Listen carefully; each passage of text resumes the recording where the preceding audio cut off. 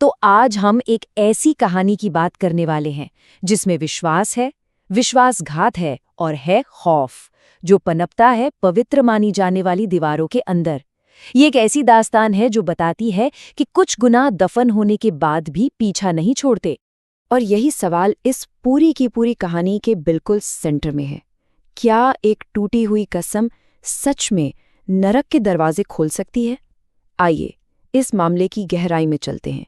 तो कहानी हमें ले चलती है कलकत्ता के Saint Mary Sacred Heart Church में। देखिए, ये सिर्फ एक चर्च नहीं था, बल्कि ये एक नन ट्रेनिंग सेंटर भी था। मतलब एक ऐसी जगह जहां लड़कियां दुनियादारी छोड़कर खुद को लोगों की सेवा में लगाने की ट्रेनिंग लेती थीं। एक पवित्र जगह, या शायद उतनी भी पवित्र नहीं।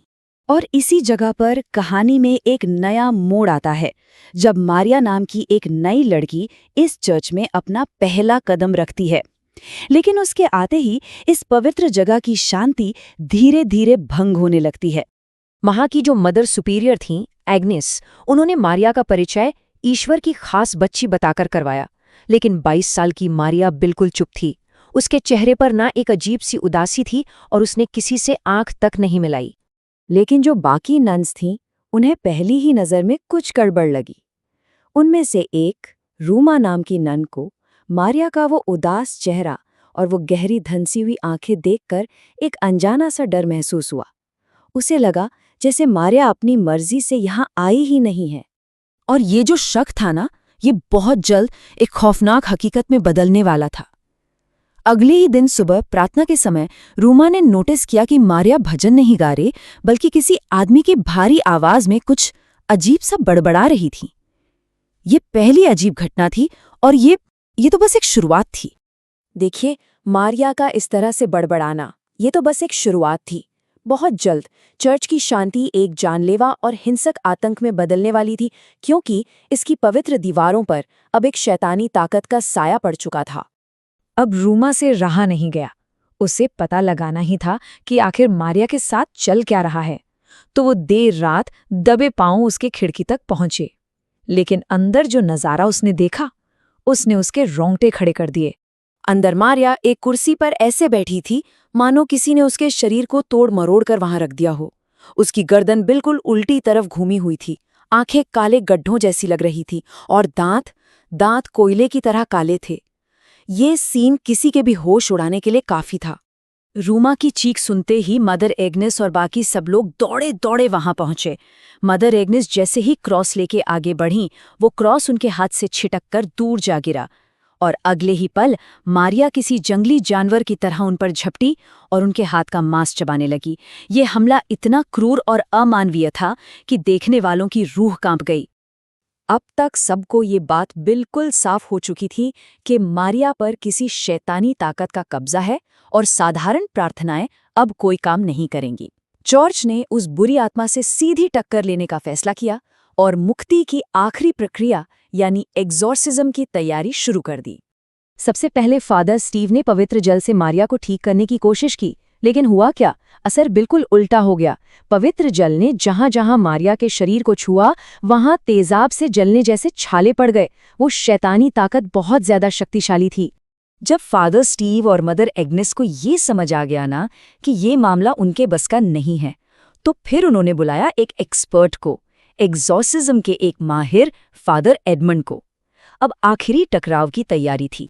लेकिन उस एग्जॉर्सिज्म के दौरान जो हुआ, जो राज सामने आया, उसने वहां मौजूद हर किसी को हिलाकर रख दिया। आत्मा ने बोलना शुरू किया, पर उसने जो बताया वो बेहद खौफनाक था। पर यह कहानी में एक ऐसा ट्विस्ट आया जिसकी किसी ने दूर दूर तक कल्पना नहीं की थी। जैसे ही फादर एडमंड ने रस्म शुरू की, मारिया का शरीर तो अकड़ा, लेकिन ठीक उसी पल मदर एग्नेस की आंखें भी पूरी तरह काली पड़ गई। वो शैतानी आत्मा अब मारिया के नहीं, बल्कि मदर एग्नेस के शरीर से बोल रही थी। मदर एग्नेस के शरीर के जरिए उस आत्मा ने 1 साल पुरानी कहानी सुनाई। बताया कि मारिया कभी नन बनना ही नहीं चाहती थी। उसका चर्च के ही एक युवा पादरी फादर नील से प्रेम संबंध था, और जब वो गर्भवती हुई तो फादर नील और मदर एग्नेस ने अपनी इज्जत बचाने के लिए एक भयानक साजिश रची। उन्होंने मारिया से झूठ बोला कि उसका बच्चा मरा हुआ पैदा हुआ और उस जिंदा नवजात को कब्रिस्तान में दफना दिया। मदर एग्नेस ने खुद कबूल किया कि बच्चे की मौत के अपराध बोध और मारिया के रोज रात कब्रिस्तान जाकर रोने की वजह से शैतानी आत्माओं को उसके शरीर पर कब्जा करने का मौका मिल गया, और उन आत्माओं में उसके अपने बच्चे की आत्मा भी थी जो अब सिर्फ और सिर्फ बदला चाहती थी। तो अब सारी सच्चाई सामने थी, लेकिन अब अदालत शैतान की थी और फैसला भी उसी का होना था। बदले का वक्त आ गया था और ये बदला उस गुनाह से भी ज्यादा भयानक होने वाला था। फादर एडमंड ने हुक्म दिया कि इस कहानी के दूसरे गुनहगार फादर नील को भी फौरन वहां लाया जाए। जैसे ही वो वहां आया, उसे देखकर मारिया के शरीर से एक डरावनी हंसी गूंजने लगी, और तभी मारिया के शरीर से उस आत्मा ने अपनी सजा का ऐलान कर दिया। सिर्फ 4 शब्द, लेकिन इतने खौफनाक कि वहां मौजूद हर किसी की रूह कांप गई। और अगले ही पल जो हुआ वो हैरान करने वाला था। अचानक मदर एग्नेस और फादर मील हवा में ऊपर उठने लगे। तभी बुझी हुई मोमबत्तियां अपने आप जल उठीं और उनमें से 2 मोमबत्तियां उड़कर उन दोनों के कपड़ों में आग लगा देती हैं। किसी की हिम्मत नहीं हुई कि वो उनकी मदद कर सके, कोई कर भी नहीं सकता था। जलने की वजह से फादर नील और मदर एग्नेस दोनों की तड़प तड़प कर मौत हो गई। बदले की आग ने 2 जानें ले ली थीं। वो खौफनाक रात तो खत्म हो गई, लेकिन उसका जो असर था वो हमेशा के लिए रह गया। जो लोग बच गए उनके लिए जिंदगी फिर कभी पहले जैसी नहीं रही। तो हुआ क्या? मारिया की जान तो बच गई और अस्पताल में इलाज के बाद वो ठीक भी हो गई।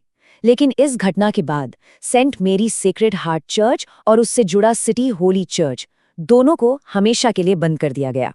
फादर एडमंड ने अपनी जिंदगी में न जाने कितने एग्जॉर्सिज्म किए थे, लेकिन ये केस, ये अनुभव उनके और मारिया के लिए एक ऐसा बुरा सपना बना जो आज भी उनकी नींदों से चैन छीन लेता है। ये कहानी याद दिलाती है कि कुछ पापों की सजा इसी दुनिया में मिल जाती है।